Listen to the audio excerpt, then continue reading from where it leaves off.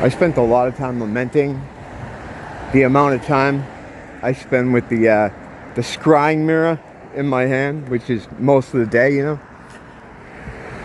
But I'm starting to pick up on, and I'm sure, like, I'm not the only one.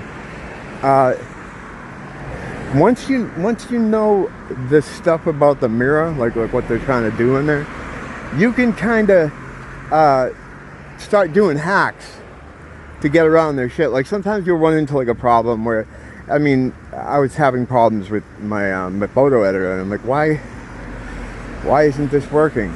So after trying a bunch of different ways to make the certain thing work, I just said, well, why don't I just came up with the side solution, like a backdoor solution. I'm like, I'll use this program with that program. You could do that. It worked like instantly. It worked better, right, than the way I was using before, which was the way they tell you to use. So I found a better, quicker solution that yields results. And when that happened, I'm like, I've been doing this a lot lately with this thing, and not just there, but just take that example there and put it in a few other places, like maybe you're working, trying to look at old emails, or trying to find something online, like an address online, internet address, not an address. And it's like, if you run into a problem, because it seems like more and more they're putting up walls in front of places. People have always famously said that the internet is forever. It is not forever. I mean, it's not even close to being forever. Like, there's stuff like I look at trying to find things of my own from years ago, and every time I look, it seems like more of it disappears. You know, because just for example, like if you do like an interview for a website or something, or they do a feature, you know, you say you're an artist or whatever you do, a lot of your stuff, when you're showing your stuff, at least on the internet, aside from your maybe your social media pages, there are so many other ways to check for stuff like that. What the fuck did I just say? No, that was completely wrong. I think I walked by those two girls and I just got like nervous. I don't know why. Very, very intimidating young ladies. I don't know, I just totally lost it. The point is, that stuff disappears over time. The social media pages, right, tend to keep that stuff. And they'll stay there, you know, until they kick you off. Or if you do something they don't like, you know what I mean? So, outside of that, none of that stuff is going to be around forever.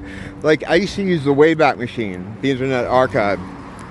Not a lot of people know about that. I thought more people would, but what you do is you basically, and it used to be much better, but you go to that site and you can look at pages the way they were in the past.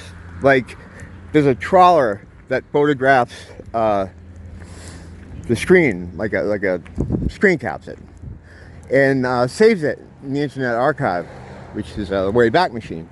And I know there's some changes being made there now, and it's either I don't know if you're going to be able to search the same way. I don't know what the changes they're making are, but I do know that over time those photographs kind of vanish. They're screenshots that they take.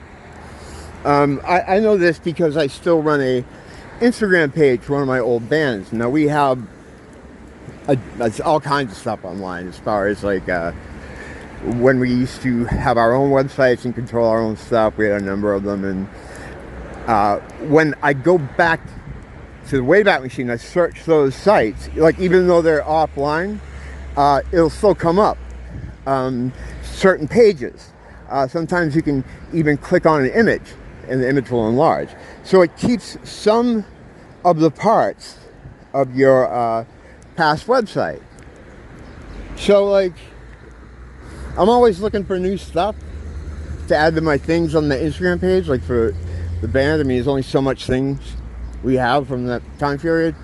So it's like every time I want to kind of freshen it up or do something different with it, I'll go to the Wayback Machine, I'll pull up our old websites. Now, a couple of years ago, even just a couple of years ago, our old homepage, but I could pull it up, and it would have, like, you know, maybe you could go to the photo section, or some parts of it would be open, some parts of it would be functional. And the amount of times, the amount of options is predicated on how many times the trawler went and took a photograph of it in its current state. So usually when I first started using this, quite a while ago, I've been hip to the Wayback Machine for a long time, but it used to be you'd pull your site up, and then you might say, like, January, you know, 2010 or whatever. A calendar would come up on the screen, and every day on the calendar where they had saved your website was lit up, like this little dot or a little, you know, to let you know. And you'd be able to go January for whatever year, and okay, they got the 1st, they got the 7th, they got the 18th, multiple options for multiple weeks or multiple months. Now you go on there, right? And I know because I've been looking at our stuff the whole time. Now I go on there, and January might not even have a page anymore. February, they might have saved it one time. And then you go there to the page, and one photo will open, or one track will play, one track won't. You know, like, some of the functionality is still there, but the number of times they photographed it have dropped off like 90%. I mean, I don't know what that's about, but maybe this has something to do with some of the changes they're making with the Wayback Machine. I should probably have read up on that before I... No, you know, it's fun this way. For me. Hopefully for you guys too, you know. Thanks for dropping by, actually. And don't blame the teacher, blame the school.